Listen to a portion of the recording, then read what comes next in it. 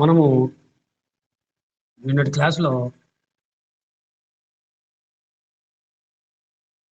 ముఖ్యంగా ఏ కేంద్ర ప్రభుత్వం యూనిటరీ గవర్నమెంట్ గురించి నిన్న లక్షణాలు, ప్రయోజనాలు మరియు లోపాల గురించి తెలుసుకోవడం జరిగింది. గత క్లాసులో యూనిటరీ ఫార్మ్ ఆఫ్ గవర్నమెంట్ గురించి, అంటే ఏ కేంద్ర ప్రభుత్వం గురించి కొన్ని విషయాలు నిన్నటి క్లాసులో చెప్పడం జరిగింది. ఈరోజు మనము ఫెడరల్ సిస్టమ్ ఆఫ్ గవర్నమెంట్ గురించి తెలుసుకుంటాం. ఫెడరల్ సిస్టమ్ ఆఫ్ గవర్నమెంట్ అంటే సమాఖ్య వ్యవస్థ గల ప్రభుత్వము. సమాఖ్య వ్యవస్థ గల ప్రభుత్వము. రాజ్యానికి గల యొక్క మన ప్రభుత్వ అంగాలలో 3 ఎలా ఉన్నాయి? మనకు శాసనసభ, కార్యశాఖ, న్యాయశాఖ గురించి మనం గత క్లాస్ తెలుసుకున్నాము. రాజ్యానికి గల ముఖ్యమైన అంగమే ప్రభుత్వం అని చెప్పడం జరిగింది. ఈ ప్రజల యొక్క జీవన విధానం గురించి, వారికి కావాల్సిన శాసనాలను, చట్టాలను అన్నీ కూడా చేసేదే ప్రభుత్వం అని మనము చెప్పడం జరిగింది. కాబట్టి ఇక్కడ కార్యశాఖనే ప్రభుత్వంగా భావించడం జరిగింది. కాబట్టి మనకు రాజ్య ఆశయాలు, ఉద్దేశాలు వ్యక్తపరిచేదే ప్రభుత్వం అని మనం స్పష్టంగా చెప్పవచ్చు. కాబట్టి రాజ్యం యొక్క విధానాలను, రాజ్యానికి సంబంధించిన వివిధ పథకాలను, వాటి కార్యకలాపాలను అమలుపరిచే అన్ని బాధ్యతలు కూడా ప్రభుత్వం తీసుకుంటుందని చెప్పి మనం స్పష్టంగా చెప్పవచ్చు. ప్రాచీన కాలంలో అనేక రాజ్యాలలో రాజరిక రాజ్యాలు ఉన్నాయి, సైనిక రాజ్యాలు ఉన్నాయి అని మనకు తెలిసేదే. ఆ రోజుల్లో ఒక చట్టం లేదు, ఒక శాసనం లేదు, మతాధికార రాజ్యాలు ఉన్నాయి. కేవలం మతంతోనే పరిపాలన జరిగేది ప్రాచీన కాలంలో. ఆ తర్వాత రాజరికాలు దాదాపు కనుమరుగైపోయి ఈరోజు మారిన కాల పరిస్థితుల అనుగుణంగా ఆధునిక ఈ విధానంలో ఏకకేంద్ర ప్రభుత్వము మరియు సమాఖ్య ప్రభుత్వము, పార్లమెంటరీ ప్రభుత్వము మరియు అధ్యక్ష ప్రభుత్వం అని రకరకాలుగా ఈ ప్రభుత్వాలు చెప్పడం జరిగింది. ఈరోజు మనము ఈ యొక్క ఫెడరల్ సిస్టమ్ ఆఫ్ గవర్నమెంట్ గురించి తెలుసుకోవాలి. అంటే సమాఖ్య ప్రభుత్వ విధానం అనగానేమి, సమాఖ్య వ్యవస్థ యొక్క లక్షణాల గురించి మనం బ్రీఫ్గా కొన్ని విషయాలు తెలుసుకుంటాం. ఆధునిక రాజ్యాలలో, ప్రపంచంలో అనేక రాజ్యాలలో ఈ యొక్క సమాఖ్య వ్యవస్థ ఉందని చెప్పవచ్చు. ఎక్కువ ఆదరణ పొందిన వ్యవస్థ ఏదంటే సమాఖ్య ప్రభుత్వం అని మనం స్పష్టంగా చెప్పవచ్చు. సమాఖ్య రాజ్యాలలో కొన్ని స్వతంత్ర రాజ్యాలు స్వీయ ప్రయోజనాల కోసం ఉమ్మడిగా ఒక ఒప్పందము మరియు అవన్నీ ఒక ముసాయిదాగా ఏర్పడి ఒక ఒడంబడిక చేసుకొని ఒక సమాఖ్య వ్యవస్థగా ప్రభుత్వాలను ఏర్పాటు చేస్తాయని చెప్పవచ్చు. జాతీయ ప్రయోజనాల కోసం, రాష్ట్ర ప్రయోజనాల కోసం ఈ యొక్క ప్రభుత్వాలు ఏర్పడతాయని మనం స్పష్టంగా చెప్పవచ్చు. అవి రాజ్యాంగబద్ధంగా ఏర్పడతాయి. సమాఖ్య ప్రభుత్వంలో ఈ యొక్క వ్యవస్థలు కేంద్ర రాష్ట్రాల మధ్య అధికార పంపిణీ జరుగును. ఎందుకంటే రాజ్యాంగబద్ధంగా అవి పరిపాలన సాగేందుకు కేంద్ర రాష్ట్రాల మధ్య అధికార పంపిణీ ఖచ్చితంగా జరుగునని చెప్పవచ్చు. కాబట్టి ఏదైతే కేంద్ర రాష్ట్రాల మధ్య అధికార విభజన ఉంటుందో వాటిని సమాఖ్య ప్రభుత్వ వ్యవస్థ అంటారని మనం ఖచ్చితంగా చెప్పవచ్చు. కాబట్టి ఈ సమాఖ్య వ్యవస్థని మొట్టమొదటిగా మనం ప్రపంచంలో మొట్టమొదటి సమాఖ్య వ్యవస్థ గల దేశం ఏంటంటే మనము ముఖ్యంగా అమెరికా అని చెప్పవచ్చు. ప్రపంచంలోనే మొట్టమొదటి సమాఖ్య వ్యవస్థ దేశం ఏదంటే అమెరికా అని మనం చెప్పవచ్చు. ఆ తర్వాత స్విట్జర్లాండ్, ఆస్ట్రేలియా, తర్వాత జర్మనీ, ఆ తర్వాత ఈ కెనడా, తర్వాత స్విట్జర్లాండ్, తర్వాత భారతదేశము అని స్పష్టంగా చెప్పవచ్చు. ఇవన్నీ సమాఖ్య దేశాలే. మొట్టమొదటి సమాఖ్య వ్యవస్థ 1789లో అమెరికా అనేక అంశాలతో సమాఖ్య వ్యవస్థ ఏర్పడింది. తర్వాత సౌత్ ఆఫ్రికా సమాఖ్య రాజ్యంగా వచ్చింది. తర్వాత మన భారతదేశం కూడా సమాఖ్య వ్యవస్థ కలిగిన ప్రభుత్వం ఉందని చెప్పి మనం స్పష్టంగా చెప్పవచ్చు. ఈ విధంగా మనము ఈ యొక్క ఫెడరల్ సిస్టమ్ ఆఫ్ గవర్నమెంట్, ఈ ఫెడరల్ అంటే ఫోడస్ ఫోడస్ ఫోడస్ అనే లాటిన్ పదం నుంచి రావడం జరిగింది. ఫోడస్ అంటే ఒడంబడిక, అంటే ఒప్పందం. కొన్ని స్వీయ రాజ్యాలు ఒక ఒప్పందం ద్వారా ఏర్పడినవే సమాఖ్య వ్యవస్థ. జాతీయ ప్రయోజనాలను, రాష్ట్ర ప్రయోజనాలను దృష్టిలో ఉంచుకొని చెబుతాయి. ఎందుకంటే కేంద్రంలో కేంద్ర ప్రభుత్వం ఉంటుంది, రాష్ట్రాల్లో రాష్ట్ర ప్రభుత్వాలు ఉంటాయి, అధికార విభజన అనేది ఉంటుంది. అమెరికాలో కేంద్ర ప్రభుత్వం ఉంది, రాష్ట్రాల్లో 50 రాష్ట్రాలు ఉన్నాయి. మన భారతదేశంలో 29 రాష్ట్రాలు ఉన్నాయి, సెంట్రల్లో కేంద్ర ప్రభుత్వం ఉంది. అందుకే ఇక్కడ సమాఖ్య వ్యవస్థను ఏర్పరచాలని చెప్పవచ్చు. కాబట్టి దీన్ని ఫెడరల్ సిస్టమ్ ఆఫ్ గవర్నమెంట్ అంటారు. Federal system of government. అందుకే అధికార విభజన అనేది జాతీయ ప్రయోజనాలకు, ప్రాంతీయ ప్రయోజనాలకు ప్రాధాన్యత కల్పించేందుకు ఏర్పరిచారు. అంటే రాష్ట్ర ప్రభుత్వాల మధ్య, కేంద్ర ప్రభుత్వాల మధ్య సయోధ్య ఏర్పడటానికి వీటిని ఏర్పరిచారు.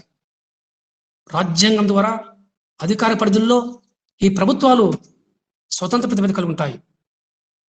భారతదేశంలో ఉన్న 29 రాష్ట్రాలు స్వతంత్ర ప్రతిపత్తి కలిగిన రాష్ట్రాలు. అమెరికాలో ఉన్న 50 రాష్ట్రాలు స్వయం ప్రతిపత్తి కలిగిన రాష్ట్రాలని చెప్పవచ్చు. అధికార విభజన మార్పులు రాజ్యాంగ సవరణ పద్ధతి ద్వారా మార్చవచ్చు. చాలా కష్టమైంది. సమాఖ్య వ్యవస్థలో రాజ్యాంగ సవరణ చేయడం చాలా కష్టం. దేశ కాల పరిస్థితి బట్టి మార్పులు కొన్ని మాత్రమే చేయవచ్చు, అన్ని రకాల మార్పులు చేయలేము. ఎందుకంటే కొన్ని రాజ్యాంగంలో ఆర్టికల్స్ అవి స్థిరంగా ఉంటాయి. దేశకాల పరిస్థితులు బట్టి కొన్ని మార్పులు చేయవచ్చు. కానీ ఒక్కొక్క దేశంలో ఒక్కొక్క విధంగా రాజ్యాంగ సవరణ చేయడానికి కొన్ని పద్ధతులు ఏర్పరిచారు. కాబట్టి ఏవి డైసీ మనకు సమాఖ్య వ్యవస్థ గురించి ఒక విషయం చెప్పాడు. జాతీయ సమైక్యతను ఏ రాజ్యమైనా కొన్ని రాజ్యాలు కలిసి ఒక స్వీయ రాజ్యం ద్వారా ఒక ఉమ్మడిగా జాతీయ సమైక్యతను, రాష్ట్రాల హక్కులను అవన్నీ సమన్వయపరిచే ఒక రాజకీయ విధానమే సమాఖ్యగా మనకు ఏవిడేసి డెఫినేషన్ చెప్పాడు. కాబట్టి సమాఖ్య వ్యవస్థను ఏర్పాటు చేసుకుని చాలా పరిస్థితులు అవసరం. అనుకూల పరిస్థితులు ఉండాలి. అమెరికాలో అనుకూల పరిస్థితులు, భారతదేశంలో అనుకూల పరిస్థితులు, ఈ యొక్క స్విట్జర్లాండ్లో, పూర్వ సోవియట్ రష్యాలో, తర్వాత జర్మనీ, ఇలా ఆస్ట్రేలియా, చాలా దేశాల్లో సమాఖ్య వ్యవస్థలో రావడానికి కారణం ఏంటంటే వాటి కాల పరిస్థితులని మనం స్పష్టంగా చెప్పవచ్చు. కాబట్టి సమాఖ్య ఏర్పాటుకు అనుకూల పరిస్థితులు ఉన్నాయి. అవన్నీ ఏమనేది మనం తెలుసుకోవాలి. ఆ సమాఖ్య పరిస్థితులు ఏంటివనేది మనం తెలుసుకోవాలి. ముఖ్యంగా సమాఖ్య వ్యవస్థ ఏర్పాటుకు అనుకూల పరిస్థితులు ఏమున్నాయంటే సభ్య రాష్ట్రాలు ఈ యొక్క భౌగోళిక సామీప్యతతో ఉండాలి. సభ్య రాష్ట్రాలు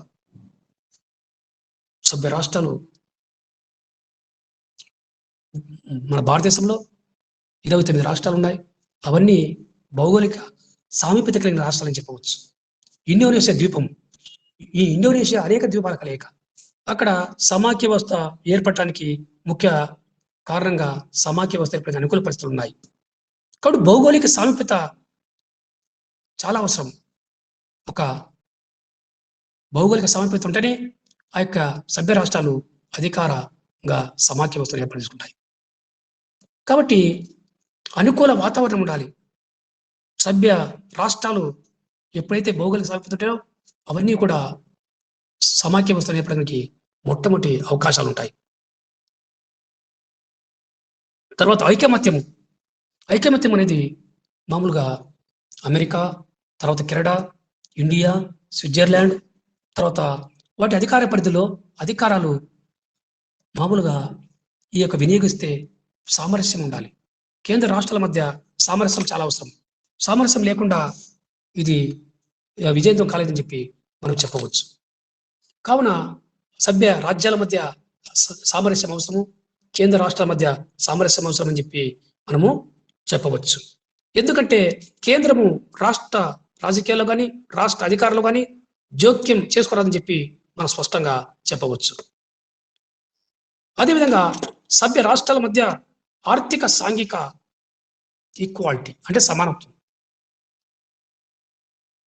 సమాఖ్యలో ఉన్న అన్ని రాష్ట్రాలలో ఎక్కడ కూడా మనకు ఈ యొక్క ఎటువంటి మనకు అసమానతలు ఉండరాదు. అసమానతలు ఉంటే చాలా కష్టం. కాబట్టి ఆర్థిక విషయంలో కానీ సాంఘిక అభివృద్ధి విషయంలో కానీ అన్ని అభివృద్ధి విషయాల్లో మనకు అసమానతలు ఉండరాదు. అన్ని రాష్ట్రాలు ఆర్థికంగా సాంఘికంగా అన్ని రంగాల్లో సమాన స్థాయిలో అభివృద్ధి జరగాలి. అప్పుడే ఇది మనకు ఈ యొక్క అనేది ఉంటుంది. కాబట్టి ఇక్కడ మనకు చాలా ముఖ్యం సభ్య రాష్ట్రాల మధ్య ఆర్థిక సాంఘిక సమానత ఉండాలి. సమాఖ్యలో ఉన్న రాష్ట్రాల్లో అన్ని రాష్ట్రాల మధ్య ఈక్వాలిటీ ఉండాలి. ఒక రాష్ట్రం మీద ఈ యొక్క ఈక్వాలిటీ సమానత్వం చూపించి మిగతా రాష్ట్రాల్లో అసమానతలు ఉంటే అది విజయవంతం కాదు. కాబట్టి అమెరికాలో కావచ్చు, భారతదేశంలో కావచ్చు, స్విట్జర్లాండ్, ఆస్ట్రేలియా ఏ దేశంలో సమాఖ్య దేశాల్లో ఖచ్చితంగా అన్ని రాష్ట్రాల్లో అసమానతలు ఉండరాదు. ఎందుకంటే ఆర్థిక సాంఘిక సమానత్వం చాలా అవసరం. ఆర్థిక రంగాల్లో కానీ సాంఘిక కానీ అన్నీ కూడా అభివృద్ధి యొక్క రంగంలో కానీ అన్ని సమానంగా చూసే బాధ్యత కేంద్ర ప్రభుత్వంపై ఉందని చెప్పి మనము స్పష్టంగా చెప్పవచ్చు. ఈ విధంగా మనము ఈ యొక్క కేంద్ర రాష్ట్రాల మధ్య అధికార విభజన వలన మనము స్పష్టంగా ఈ యొక్క అసమానతలు లేకుండా ఉండాలని చెప్పి చెప్పడం జరిగింది. అదేవిధంగా మనకు కేంద్ర రాష్ట్ర ప్రభుత్వాల మధ్య సారూప్యత అనేది మనకు ఈ యొక్క రాజ్యాల మధ్య స్వరూపములో రాష్ట్రాల మధ్య ఉన్న స్వరూపములో వ్యత్యాసాలు ఉండరాదు. ఒకవేళ వ్యత్యాసాలు ఉంటే వివిధ రాష్ట్రాల మధ్య కేంద్ర రాష్ట్ర ప్రభుత్వాల మధ్య వ్యత్యాసాలు ఉంటే అది సమాఖ్యకు అవరోధమని మనం చెప్పవచ్చు. ఉదాహరణకు కెనడా, ఆస్ట్రేలియా, ఇండియా ఈ దేశాల్లో అన్ని కూడా పార్లమెంటరీ ప్రభుత్వాలు ఉన్నాయి. మన భారతదేశంలో తర్వాత ఈ యొక్క కెనడా, ఆస్ట్రేలియా ఈ దేశాల్లో పార్లమెంటరీ ప్రభుత్వాలు ఉన్నాయి. అమెరికాలో అధ్యక్ష ప్రభుత్వం ఉంది. ఆ దేశ కాల పరిస్థితులు బట్టి వాళ్ళు అధ్యక్ష ప్రభుత్వాన్ని ఏర్పరచుకున్నారు. భారతదేశం యొక్క అనుకూల పరిస్థితులు బట్టి పార్లమెంటరీ ప్రభుత్వాన్ని ఈ యొక్క భారతదేశంలో ఏర్పరిచారని మనం చెప్పవచ్చు.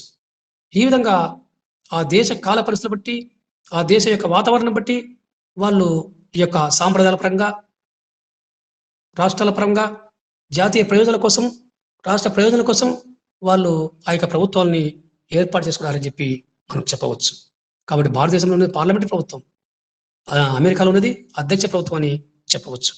ఎందుకంటే ఈ సారూప్యత దేశం యొక్క సమగ్రతకు కాపాడుతుంది. దేశ యొక్క సమగ్రత జాతీయ సమైక్యతను ఈ యొక్క సారూప్యత కాపాడుతుంది. కేంద్ర రాష్ట్ర ప్రభుత్వాల మధ్య యొక్క సమన్వయం అవసరము, సారూప్యత అవసరము. ఎలాంటి యొక్క ఇబ్బంది లేకుండా సామరస్యపూర్వకంగా అన్ని సమస్యలు పరిష్కరించుకోవాలి. కాబట్టి ఈ అంశాలు సమాఖ్య ఏర్పాటుకు రాజ్యాంగం యొక్క సవరణ విధానంకు కాబట్టి సమాఖ్య విధానం అమలు చేయాలంటే మనకు ఖచ్చితంగా ఈ అంశాలన్నీ ఉండాలని చెప్పి మనం చెప్పవచ్చు. ఎందుకంటే ఒక దేశంలో సమాఖ్య ప్రభుత్వ వ్యవస్థ ఏర్పాటు చేయాలంటే ఇవన్నీ పరిస్థితులు అవసరం. ఈ పరిస్థితులు లేకుంటే సమాఖ్య వ్యవస్థ సక్సెస్ అని చెప్పవచ్చు.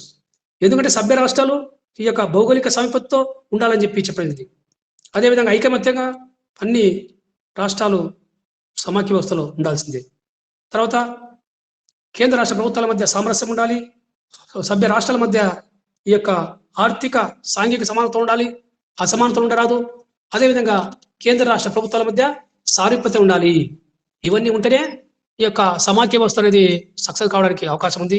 విజయవంతంగా ఈ యొక్క ఏర్పాటుకు అవసరం చెప్పి మనం చెప్పవచ్చు. ఎందుకంటే సమాఖ్య విధానము ప్రభుత్వంతో మామూలు విజయవంతం కావాలంటే ఇవన్నీ పరిస్థితులు అవసరం చెప్పి చెప్పడం జరిగింది. కాబట్టి వివిధ దేశాల్లో సమాఖ్య ప్రభుత్వాలు ఎప్పుడు ఏర్పడినాయని మనం తెలుసుకుంటే మనకు మొట్టమొదట 1789లో 1789లో అమెరికాలో మొట్టమొదటి సమాఖ్య ప్రభుత్వము అనేక అంశాలతో ఏర్పడిందని చెప్పవచ్చు.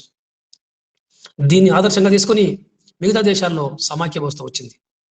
అది ఎక్కడంటే కెనడా, స్విట్జర్లాండ్, తర్వాత జర్మనీ, తర్వాత ఆస్ట్రేలియా సమాఖ్య ప్రభుత్వాలు ఏర్పడినాయని చెప్పి చెప్పవచ్చు. 1905 అంటే 1905లో ఈ యొక్క దక్షిణాఫ్రికాలో, సౌత్ ఆఫ్రికాలో సమాఖ్య వ్యవస్థ ఏర్పడింది. తర్వాత రష్యా విప్లవం 1917లో పూర్వ సోవియట్ రష్యాలో సమాఖ్య ప్రభుత్వం ఏర్పడింది. 1917లో సమాఖ్య ప్రభుత్వము రష్యాలో ఏర్పడింది. మన భారతదేశంలో దాదాపు మనము 100 సంవత్సరాలు ఈ యొక్క ఆంగ్లేయుల పాలనలో మగ్గిపోయాం. ఆంగ్లేయ యొక్క బానిస జీవితానికి మనం ఎంతో ఇబ్బంది పడి అనేక ఉద్యమాలు, జాతీయ ఉద్యమాలు, మహాత్మా గాంధీ, జాతీయోద్యమ నాయకులు, మితవాదులు, అతివాదులు ఎంతో మంది అరెస్ట్ కావడం జరిగింది. అనేక ఉద్యమాలు జరిగినాయి. అనేక పోరాటాల ఫలితంగా మహాత్మా గాంధీ, తర్వాత నేతాజీ సుభాష్ చంద్రబోస్, అనీ బెసెంట్, తిలక్ ఎంతో మంది జాతీయోద్యమ నాయకుల ఫలితంగా భారతదేశానికి స్వాతంత్రం రావడం జరిగింది. మహమ్మద్ అలీ జిన్నా మతవాదం కారణంగా దేశ విభజన 1947 ఆగస్టులో జరిగింది. ముస్లిం రాజ్యంగా పాకిస్తాన్, భారతదేశము విడిపోవడం జరిగింది. అనేక మంది ముస్లింలు భారతదేశంలో ఉండిపోయారు. అనేక మంది కాంతి సిక్కులు మన భారతదేశానికి రావడం జరిగింది. ఇలా మన దేశ స్వాతంత్రం 1940 వస్తే మనకు రాజ్యాంగం రావడానికి దాదాపు 3 సంవత్సరాలు పట్టింది. 3 సంవత్సరాలు పట్టింది. డాక్టర్ బాబు రాజేంద్ర ప్రసాద్ నాయకత్వంలో డ్రాఫ్టింగ్ కమిటీ చైర్మన్గా డాక్టర్ బిఆర్ అంబేద్కర్ ఉండి రాజ్యాంగాన్ని దాదాపు 3 సంవత్సరాలు అన్ని రకాలుగా పరిశీలించి భారతదేశంలో భిన్నత్వం, ఏకత్వం ఉందని చెప్పి ముస్లింలు, హిందువులు, క్రైస్తవులు, బౌద్ధులు, అల్పసంఖ్యాక వర్గాల వారు, షెడ్యూల్ కులాలు, మైనారిటీ వర్గాల వారికి అందరికీ రాజ్యాంగం యొక్క రక్షణ కల్పించాలని చెప్పి ఈ యొక్క రాజ్యాంగాన్ని రూపొందించారు. కాబట్టి 1950లో మన దేశము సమాఖ్య వ్యవస్థ దేశంగా ఏర్పడిందని చెప్పి మనం చెప్పవచ్చు. కాబట్టి వివిధ దేశాల్లో మన ప్రభుత్వం గురించి మనము తెలుసుకున్నాం. కాబట్టి ఆర్థికంగా, తర్వాత సైనికంగా చిన్న రాజ్యాలన్నీ కలిసి ఉమ్మడి ప్రయోజనాల కోసం, ఒక జాతీయ ప్రయోజనాల కోసం, రాష్ట్రం యొక్క ప్రయోజనాల కోసం ఒక ఒడంబడిక ద్వారా కేంద్ర ప్రభుత్వము ఏర్పాటు చేసుకుంటారని చెప్పి మనము చెప్పవచ్చు. కాబట్టి ఈ విధంగా మనకు వివిధ దేశాల సమాఖ్య వ్యవస్థ గురించి కొన్ని విషయాలు తెలుసుకున్నాం. సమాఖ్యం యొక్క ప్రభుత్వ ఏర్పాటుకి కావాల్సిన పరిస్థితుల గురించి కొన్ని విషయాలు మనము తెలుసుకున్నాం. ఆ తర్వాత మనము సమాఖ్య యొక్క వ్యవస్థ యొక్క లక్ష్యాల గురించి కొన్ని విషయాలు మనం తెలుసుకోవాలి. ఆ లక్ష్యాల గురించి తెలుసుకోవాలంటే ముఖ్యంగా ఏబి డైసీ, తర్వాత కేసీవేర్ చాలా మంది సమాఖ్య వ్యవస్థ యొక్క లక్ష్యాల గురించి చెప్పారు. మొట్టమొదటి మనకు సమాఖ్య వ్యవస్థ యొక్క లక్ష్యం గురించి చూస్తే రాజ్యాంగ ఆధిక్యత. రాజ్యాంగమే ఒక ఉన్నత చట్టం అని మనకు చెప్పవచ్చు. కేంద్ర రాష్ట్రాల మధ్య రాజ్యాంగము అధికార విభజన కల్పించింది. రాజ్యాంగానికి వ్యతిరేకమైన ఏ చర్యలు, శాసనాలు చెల్లవు అని చెప్పే అధికారము భారతదేశంలో న్యాయ వ్యవస్థకు ఉందని చెప్పి మనం చెప్పవచ్చు. కాబట్టి శాసన యొక్క నిర్మాణం కానీ రాజ్యాంగ ఆధిక్యతపై ఆధారపడి ఉంటుందని చెప్పి మనం చెప్పవచ్చు. ఈ విధంగా రాజ్యాంగ ఆధిక్యత అనేది సమాఖ్య వ్యవస్థలో చాలా ముఖ్యమైనదని చెప్పి చెప్పవచ్చు. అమెరికాలో కాంగ్రెస్ రూపొందించిన చట్టాలు, కాంగ్రెస్ అంటే పార్లమెంటు, అమెరికాలో పార్లమెంటు. భారతదేశంలో ఏమంటావు? పార్లమెంటు లోక్సభ, రాజ్యసభ అంటాం. లోక్సభ, రాజ్యసభ. కాబట్టి దిగువ సభ, ఈ యొక్క మరల ఎగువ సభ అంటాం. కాబట్టి లోక్సభ, రాజ్యసభ అంటాం. అమెరికాలో పార్లమెంటు మనము కాంగ్రెస్ అంటాం. కాంగ్రెస్ రూపొందించిన చట్టాలు రాష్ట్ర శాసనసభలు రాజ్యాంగ ఈ యొక్క విరుద్ధంగా చట్టాలు రూపొందించే చెల్లవని చెప్పే అధికారం, న్యాయ సమీక్షాధికారము అమెరికాలో ఉందని చెప్పి చెప్పవచ్చు. భారతదేశంలో కూడా రాజ్యాంగానికి వ్యతిరేకంగా ఉన్న శాసనాలు, చట్టాలు చెల్లవని చెప్పి ప్రభుత్వ చర్యలు రాజ్యాంగానికి అనుగుణంగా ఉండాలి. కాబట్టి రాజ్యాంగ సంరక్షణకర్త అని భారత సుప్రీంకోర్టు మనం చెప్పడం జరిగింది. కాబట్టి రష్యాలో కూడా చట్టాలు రాజ్యాంగానికి అనుగుణంగా ఉండాలని చెప్పి చెప్పడం జరిగింది. స్విట్జర్లాండ్లో రాజ్యాంగము ఉన్నతమైందని చెప్పి చెప్పవచ్చు. భారతదేశంలో చట్టాలు మరియు ప్రభుత్వ యొక్క విధానాలు, చర్యలు రాజ్యాంగానికి అనుగుణంగా ఉండవలను. ఒకవేళ ఆ విధంగా లేకుంటే అవి చెల్లవని చెప్పే న్యాయ సమీక్ష అధికారము న్యాయస్థానంలో ఉందని చెప్పి మనం స్పష్టంగా చెప్పవచ్చు. ఈ విధంగా రాజ్యాంగం యొక్క ఆధిక్యత అనేది సమాఖ్య వ్యవస్థలో ముఖ్యమైన లక్ష్యం అని చెప్పి మనం చెప్పవచ్చు. తర్వాత లిఖిత రాజ్యాంగం సమాఖ్య వ్యవస్థలో ఒక ముఖ్యమైన లక్ష్యం ఏంటంటే లిఖిత రాజ్యాంగం. లిఖిత రాజ్యాంగం అనేది రాజ్యాంగము లిఖిత రూపంలో ఉంటుంది. కేంద్ర రాష్ట్రాల మధ్య ఏవైనా కొన్ని సమస్యలు వచ్చినా, వివాదాలు వచ్చినా, సంఘర్షణ వచ్చినా రాజ్యాంగం ఆధారంగా పరిష్కారం చేయడానికి అవకాశం ఉంటుంది. ప్రభుత్వ అంగాల మధ్య ఏదైనా ఈ యొక్క వివాదాలు వచ్చినా అవి కూడా ఈ యొక్క రాజ్యాంగం ఆధారంగా సమస్యలు పరిష్కారం చేయడానికి అవకాశం ఉంది. అమెరికా మొట్టమొదటి లిఖిత రాజ్యాంగం అని మనం చెప్పవచ్చు. రష్యా లిఖిత రాజ్యాంగం ఆధారంగా ఏర్పరచబడింది. తర్వాత స్విట్జర్లాండ్లో 1848లో సమాఖ్యగా ఏర్పడి అక్కడ కూడా లిఖిత రాజ్యాంగం ఏర్పడింది. కాబట్టి లిఖిత రూపంలో ఇవన్నీ కూడా ఉన్నాయని చెప్పి మనం చెప్పవచ్చు. అదేవిధంగా అధికార విభజన అన్నారు. అధికార విభజన సమాఖ్య వ్యవస్థలో కేంద్ర రాష్ట్రాల మధ్య అధికారాలు విభజించబడ్డాయి. కేంద్రంలోకి ఎక్కువ అధికారాలు, రాష్ట్రాలకు తక్కువ అధికారాలు అనే నాడు ఉంది. కేంద్ర జాబితా, ఉమ్మడి జాబితా, రాష్ట్ర జాబితా అనే అంశాలు ఉన్నాయని తెలుసు. కొన్ని అంశాలు కేంద్ర ప్రభుత్వానికి తెలుసు, అధికారాలు ఉన్నాయి. కొన్ని అంశాలు రాష్ట్ర ప్రభుత్వానికి ఉన్నాయని చెప్పి మనం చెప్పవచ్చు. కాబట్టి సంఘర్షణ లేకుండా ఉండాలంటే ఖచ్చితంగా అధికార విభజన ఉండాలి. కేంద్ర రాష్ట్రాల మధ్య అమెరికాలో కావచ్చు, భారతదేశంలో కావచ్చు, కేంద్ర రాష్ట్రాల మధ్య అధికార విభజన నియమము మొట్టమొదటివి నీవని చెప్పవచ్చు. ఆ రోజు చెప్పాడు మాంటెస్క్యూ అధికార పుస్తకం భారతదేశంలో ఉంది, అమెరికాలో ఉందని చెప్పి చెప్పవచ్చు. ఒక శాఖ ఇంకొక శాఖ యొక్క కార్యకలాపాల్లో జోక్యం చేసుకోరాదని చెప్పి ఆ రోజే మనకు అధికార పుస్తక సిద్ధాంతం Montesquieu the spirit of laws లో స్పష్టంగా దీనికి చెప్పాడు. కాబట్టి అమెరికాలో కూడా మనకు ప్రభుత్వ అధికారులను శాసనసభ మరియు కార్యనిర్వాహక శాఖ, న్యాయశాఖల మధ్య విభజించబడినాయి. ప్రభుత్వ అధికారులన్నీ కూడా విభజించబడినాయి. శాసనసభకు ఏం అధికారం ఉండాలి, కార్మిక శాఖకు ఏ అధికారం ఉండాలి, న్యాయశాఖకు ఏ అధికారం ఉండాలి అని అమెరికాలో కూడా ప్రత్యేకంగా అవన్నీ కూడా చేయడం జరిగింది. తర్వాత రష్యాలో కూడా రాజ్యాంగము కేంద్ర ఒక యూనియన్ గా ఏర్పాటు చేయబడింది. అదేవిధంగా రిపబ్లిక్ మధ్య అధికారం విధి జరిగింది. రిపబ్లిక్ మధ్య అధికారం మధ్య జరిగింది. ఎక్కడ పూర్వ సోవియట్ రష్యాలో ఈ యొక్క రాజ్యాంగం అనేది మామూలుగా కేంద్ర యూనియన్ ఈ యొక్క రిపబ్లిక్ మధ్య అధికార విభజన జరిగిందని చెప్పి మనము స్పష్టంగా చెప్పవచ్చు. ఈ విధంగా మనకు రాజ్యాంగ లక్ష్యాల్లో రాజ్యాంగం యొక్క ఆధిక్యత తెలుసుకున్నాం, లిఖిత రాజ్యాంగం తెలుసుకున్నాం.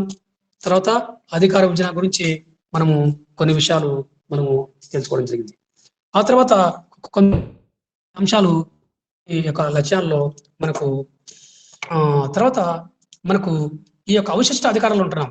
అవశిష్ట అధికారం అనేది మామూలుగా రాష్ట్ర ప్రతిపత్తి ఉన్న యూనియన్ యొక్క రిపబ్లిక్ లో వెలువడి జరుగుతుంది. తర్వాత ఈ యొక్క అటానమస్ రిపబ్లిక్, అటానమస్ రీజియన్లు, నేషనల్ ఈ యొక్క ఏరియాలు అనేటివి మనకు సుప్రీం సోవియట్ లో ఉన్న అవి నేను చెప్పవచ్చు. ఇవన్నీ ప్రత్యేక రాష్ట్ర ప్రతిపత్తి కలిగిన రాజ్యాంగాలు గురించి చెప్పవచ్చు.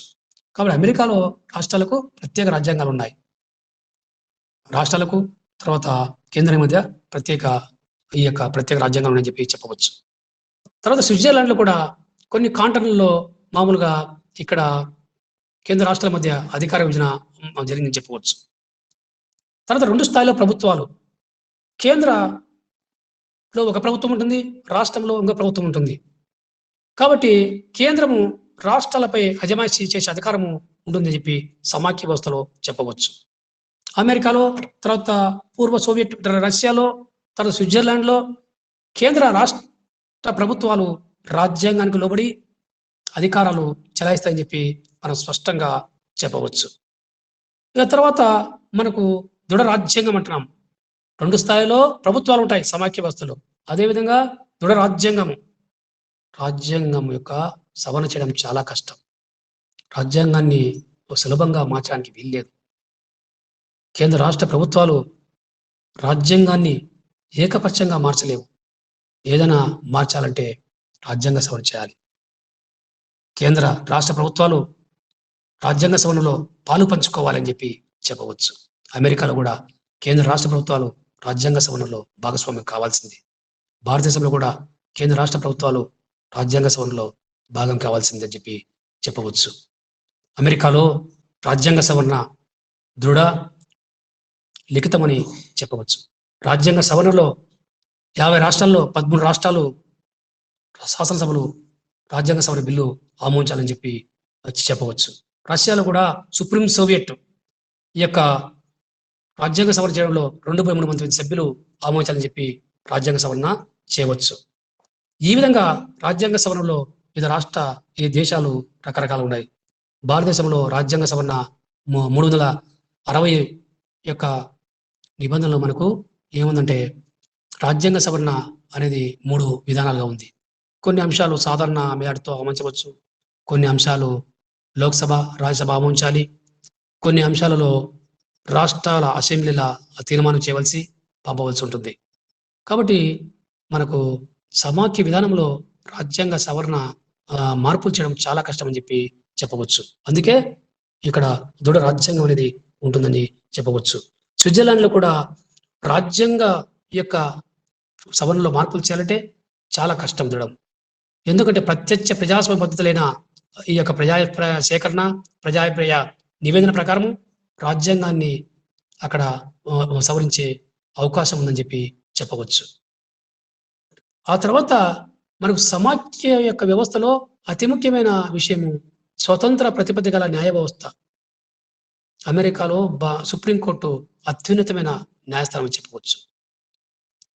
న్యాయ సమీక్షాధికారం కలిగిన దేశం అమెరికా. భారతదేశంలో కూడా సుప్రీంకోర్టు అత్యున్నతమైన న్యాయ వ్యవస్థ, స్వతంత్ర ప్రతిపత్తి కలిగిన న్యాయ వ్యవస్థ సుప్రీంకోర్టు అని భారతదేశంలో అనుకోవచ్చు. కాబట్టి స్వతంత్ర ప్రతిపత్తి కలిగించిన అవసరము సమాఖ్య వ్యవస్థలో రాజ్యాంగాలపై ఉందని మనం స్పష్టంగా చెప్పవచ్చు. అమెరికా కావచ్చు, భారతదేశం కావచ్చు. కాబట్టి ఇక్కడ రాజ్యాంగం యొక్క ఆధిక్యాన్ని పరిరక్షించే ఎవరంటే న్యాయశాఖ. రాజ్యాంగ ఆధిక్యాన్ని పరిరక్షించే వ్యవస్థ న్యాయశాఖ అని మనం స్పష్టంగా చెప్పవచ్చు. కాబట్టి అమెరికాలో సుప్రీంకోర్టు న్యాయ సమీక్ష అధికారం ఉంది.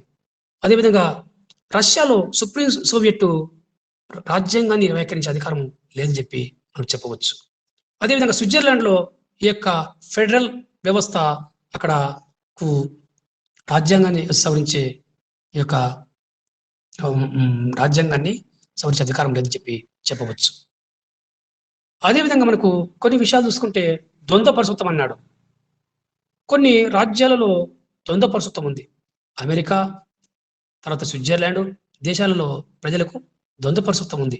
సమాఖ్య దేశాల్లో మన భారతదేశంలో ఏకపరసత్వం మాత్రమే ఉందని చెప్పి చెప్పవచ్చు. మొన్నటి వరకు జమ్మూ కాశ్మీర్లో రాష్ట్ర పరసత్వము, తర్వాత కేంద్ర పరసత్వము, కేంద్ర పరసత్వం అనేది 2 విధాలుగా ఉంది జమ్మూ కాశ్మీర్లో. కానీ మనకు 370 ఆర్టికల్ను కేంద్ర ప్రభుత్వము రద్దు చేయడంతో అక్కడ జమ్మూ కాశ్మీర్లో కూడా ఏకపరసత్వమే ఉంది. అక్కడ రాష్ట్ర పాలనా ప్రస్తుతం అమల్లో ఉంది. ఆ రాష్ట్రంలో ఇప్పుడు ఎన్నికలు జరపాలని కేంద్ర ప్రభుత్వము భావించింది. కావున భారతదేశంలో ఉన్నది ఏకపరసత్వమే. సమాఖ్య వ్యవస్థ దేశం కాబట్టి మనకు ఏకపరసత్వమే ఉంది. అమెరికాలో అయితే ద్వంద్వ పరసత్వం ఉంది అని మనం స్పష్టంగా చెప్పవచ్చు. అదేవిధంగా కేంద్ర శాసనసభలో రాష్ట్రాలకు ప్రత్యేక ప్రాతినిధ్యం అన్నాడు. మన భారతదేశంలో 2 సభలు ఉన్నాయి. లోక్సభ ఈ యొక్క ప్రజలకు, లోక్సభ తర్వాత రాజ్యసభ రాష్ట్రాలకు ప్రాతినిధ్యం వహిస్తుందని మనకు చెప్పవచ్చు. ఎందుకంటే 2 సభలు ఉన్నాయి, ఎగువ సభ, దిగువ సభ. ఈ ఎగువ సభ అనేది రాష్ట్ర ప్రభుత్వం సంబంధించింది. ఎగువ సభ రాజ్యసభ రాష్ట్రాలకు సంబంధించింది. తర్వాత దిగువ సభ అంటే లోక్సభ. లోక్సభ ప్రజలకు సంబంధించింది. ప్రజలు ప్రత్యక్షంగా లోక్సభకు ప్రతినిధులు పంపిస్తారు అని మనం చెప్పవచ్చు. కాబట్టి ఎగువ సభ సభ్యులు, తర్వాత ఈ యొక్క రాజ్యసభలో ప్రతి సంవత్సరము ఈ 6 సంవత్సరాలకు వాళ్ళు పదవి విరమణ చేస్తారు. ప్రతి 5 సంవత్సరాలకు ఈ యొక్క లోక్‌సభలో వాళ్ళు మామూలుగా ఆ పదవీ కాలం అయిపోయిన తర్వాత మళ్ళీ కొత్త ప్రభుత్వం రావడం, కొత్త సభలు రావడం జరుగుతుంది. కాబట్టి ఎగువ రాష్ట్రాల కేంద్ర శాసనంలో రాష్ట్రాలకు ప్రత్యేక ప్రాతినిధ్యం అనేది సమాఖ్య వ్యవస్థలో ఉంటుందని చెప్పి మనము స్పష్టంగా చెప్పవచ్చు. ఈ విధంగా మనకు ఈ యొక్క సమాఖ్య వ్యవస్థలో ఈ అంశాలు ఉన్నాయని చెప్పి మనము స్పష్టంగా చెప్పవచ్చు. అదేవిధంగా మనకు ఈ అమెరికాలో అయితే ఎగువ సభ అనేది సెనెట్ ఉంటుంది. ఇది అన్ని రాష్ట్రాలకు మామూలుగా సమానంగా ప్రతినిధులు ఎన్నుకుంటారు. 100 మందిని ప్రతినిధులు ఎన్నుకుంటారు. ఎందుకంటే 50 రాష్ట్రాలు ఉంటాయి కాబట్టి ఇద్దరిద్దరు వస్తారు కాబట్టి 100 మంది ప్రతినిధులను ఎన్నుకోవడం జరుగుతుంది. కాబట్టి ప్రజలు ప్రత్యక్షంగా 50 రాష్ట్రాల నుండి మామూలు ఎన్నుకుంటారు. కాబట్టి ఎగువ సభ రాష్ట్రాలకు, దిగువ సభ ఈ యొక్క ప్రజలకు ప్రాతినిధ్యం చెప్పి చెప్పవచ్చు. అదేవిధంగా సుప్రీం సోవియట్, పూర్వ సోవియట్లో సుప్రీం కోర్టు మామూలుగా సుప్రీం సోవియట్లో శాసనసభకు ఈ యొక్క ఎగువ సభకు రాష్ట్రాల పరంగా ప్రాతినిధ్యం ఉంటుంది. అది సుప్రీం సోవియట్ అని మనం చెప్పవచ్చు. తర్వాత స్విట్జర్లాండ్లో ఫెడరల్ అసెంబ్లీ అనేది ఉంది. అక్కడ కూడా ఇక్కడ అన్ని రాష్ట్రాలకు సమాన ప్రాతినిధ్యం వస్తుంది. కౌన్సిల్ ఆఫ్ స్టేట్స్, ఎగువ సభ కౌన్సిల్ ఆఫ్ స్టేట్స్ అంటారు. అక్కడ అన్ని రాష్ట్రాలకు సమాన ప్రాతినిధ్యం ఉంటుందని చెప్పి చెప్పవచ్చు. అదేవిధంగా నెక్స్ట్ మనకు ఈ యొక్క లక్ష్యాల్లో కేంద్ర రాష్ట్రాల మధ్య సారూప్యత అన్నాడు. అంటే రాజకీయ వ్యవస్థలు అన్నీ కూడా ఒకే పద్ధతి అనుసరించాలి. ఎలాంటి సారూప్యత లేకుండా ఈ యొక్క వివాదాలు పరిష్కారం చాలా కష్టం.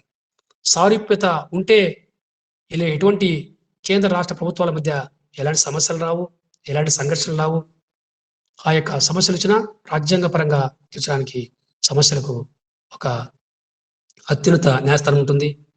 కావున ఇక్కడ ఎటువంటి సమస్యలు రాకుండా ఉండాలంటే సారూప్యత ఉండాలి. కేంద్ర రాష్ట్ర ప్రభుత్వాల మధ్య, సెంట్రల్ స్టేట్ మధ్య సారూప్యత ఉండాలి. కాబట్టి అమెరికాలో కానీ, పూర్వ సోవియట్ రష్యాలో కానీ, ఇండియాలో కానీ మన కేంద్ర రాష్ట్ర ప్రభుత్వాలు రిపబ్లిక్ వ్యవస్థను కలిగి ఉన్నాయని చెప్పి మనం స్పష్టంగా చెప్పవచ్చు. అదేవిధంగా మనకు సమాఖ్య నుండి విడిపోయే హక్కు. ఈ సమాఖ్యలో మన భారతదేశంలో ఉన్న 29 రాష్ట్రాలు భారతదేశం నుండి ఎక్కడ విడిపోవడానికి అవకాశం లేదు. అమెరికా కావచ్చు, భారతదేశం కావచ్చు, సమాఖ్య గుండి ఏ ఒక్క రాష్ట్ర ప్రభుత్వం కూడా విడిపోవడానికి అవకాశం లేదు. రాష్ట్రాన్ని వెళ్ళగొట్టే, రాష్ట్రాన్ని మీరు వెళ్ళిపోండి అని చెప్పి హక్కు జమ్మూ కాశ్మీర్ కూడా మీరు వెళ్ళిపోండి అని చెప్పే హక్కు ఏ సమాఖ్య ప్రభుత్వానికి లేదని చెప్పి చెప్పవచ్చు. కాబట్టి విదేశాలతో ప్రత్యక్ష సంబంధాలు ఉండాలి.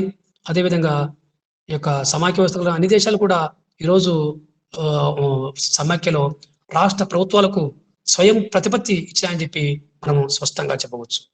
ఎందుకంటే కేంద్ర ప్రభుత్వము రాష్ట్రాలకు అజమాయిషీ చేస్తుంది. ఎక్కువ అధికారాలు కేంద్రానికి ఉన్నాయి. కావున ఇవన్నీ కూడా ఒప్పందాల విషయంలో, అంతర్జాతీయ యొక్క ఇతర దేశాల విషయంలో అన్నీ కూడా కొన్ని సిద్ధాంతాలు, కొన్ని నిబంధనలు ఉంటాయని చెప్పి సమాఖ్య వ్యవస్థ మామూలుగా చాలా రాజ్యాల్లో ఈరోజు విజయవంతంగా జరుగుతుందంటే ఆ యొక్క అనుకూల పరిస్థితులు, అనుకూల వాతావరణము, తర్వాత జాతీయ ప్రయోజనాలు, రాష్ట్ర ప్రయోజనాలు కాపాడడానికి రాష్ట్రాల మధ్య అధికార విభజన, తర్వాత రాజ్యాంగ ఆధిక్యత అనేది, న్యాయ సమీక్ష అధికారం అనేది ఇక్కడ ఉండడం వలన సమాఖ్య వ్యవస్థ మనకు విజయవంతంగా ముందుకు జరుగుతుందని చెప్పి మనము చెప్పవచ్చు.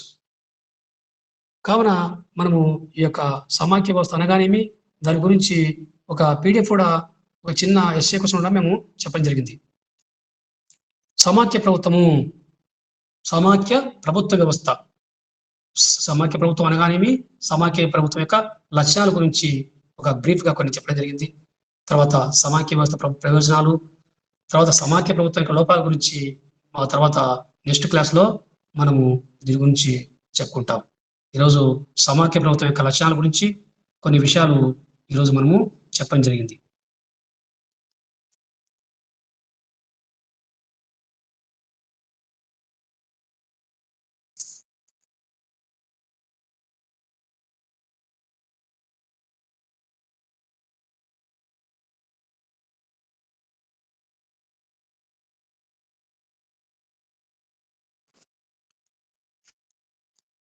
అదే ఒకసారి ఫోటోలు ఆన్ చేయండి, మాధవి.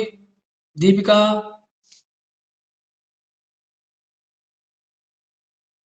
లెఫ్ట్ కావద్దండి, లెఫ్ట్ అవుతున్నారు, లెఫ్ట్ కావద్దండి, అందరూ ఫోటోలు ఆన్ చేయండి అమ్మా, లెఫ్ట్ కావద్దండి, ఫోటోలు ఆన్ చేయండి. ఓకే మా ఫోటోలు కొట్టేశాము. ఓకే ఓకే అందరికి ఓకేనా? నాకు ఓకే నాన్న, థ్యాంక్ యూ. వినపడుతుందా? ఓకే వినపడుతుందమ్మా? ఓకే ఓకే మాది ఓకే మాది. నవత ఓకే. యమునా చెప్పండి, నవత చెప్పండి. హాల్ టికెట్ ఎప్పుడు సార్ ఇచ్చేది? హాల్ టికెట్ నెక్స్ట్ ఇంకా 10వ తేదీ అట్లా ఇస్తారు. 10వ తేదీ నెక్స్ట్ మంత్ 10. ఎగ్జామ్స్ ఎప్పుడు స్టార్ట్ సార్? 12 కదా? డేట్ ఇంకా డేట్ రాలేదు నవత. 15 తేదీ అన్నారు, 15 అన్నారు నెక్స్ట్ మంత్. ఇంకా డేట్ ఫిక్స్ రాలే, ఇంకా డేట్ ఇంతవరకు రాలే. వస్తే మీకు ఇన్ఫార్మ్ చేస్తాము అందరికి. ఏది వచ్చినా మీకు గ్రూప్ లో పెడతాం నవత. ఏది ఇబ్బంది లేదు, అన్ని ఎస్ఏ క్వశ్చన్స్ అవి బాగా హెడ్డింగ్స్ చూసుకోండి. హెడ్డింగ్స్ ఎస్ఏ క్వశ్చన్స్ హెడ్డింగ్స్ చూసుకోండి. హెడ్డింగ్స్ 5 క్వశ్చన్ 10 క్వశ్చన్లు ఉన్నాయి. 10 క్వశ్చన్లో హెడ్డింగ్స్ చూసుకోండి. 5 క్వశ్చన్లు రాయాలా, 10 ఇస్తారా, 5 రాయాలా, ఈజీగా రాస్తారు. తర్వాత ఎస్ఏ క్వశ్చన్స్ 10 మార్కులు ఉంటాయి, 5 రాయండి. షార్ట్ క్వశ్చన్స్ ఒక 5 రాయండి, 10 ఇస్తాడు, 5 రాయండి. నెక్స్ట్ మంత్ ఎగ్జామ్స్, జూలైలో ఎగ్జామ్స్ గ్యారంటీ. 15 తేదీ ఉండొచ్చు, 20 తేదీ ఉండొచ్చు, ఇంకా డేట్ రాలే. డేట్ వస్తుంది తొందరలో. మీకు ఎగ్జామ్స్ మాత్రము జూలైలో ఉంటాయి.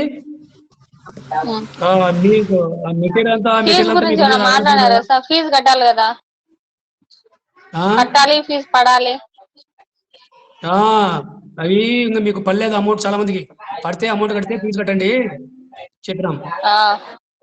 చాలా మందికి ఫీజు పడలేదంట, పడినాక అమౌంట్ కట్టండి అందరూ. అట్లా సరేమా, ఓకే అమ్మా. ఓకే ఓకే మాది Navata, okay Lata, okay thank you మా అందరికి. ఓకే.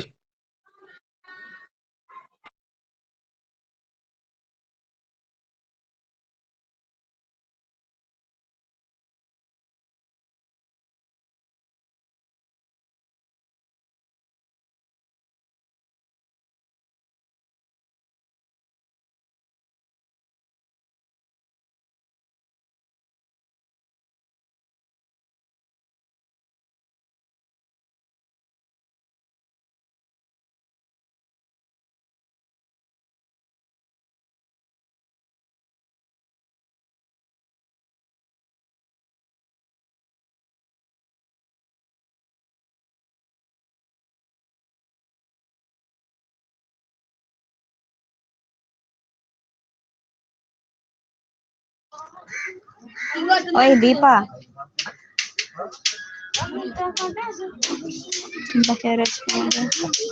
హలో దీపా, దీపా ఇది కూడా క్లాస్ వినలేదు, నాకు అర్థమైపోయింది. మేడం ఫోన్ పక్కన పెట్టేసి, లేదు ఉంది, ఫోన్ పక్కన పెట్టేసినట్టుంది. ఎవరో వస్తున్నారు వెళ్తున్నారు.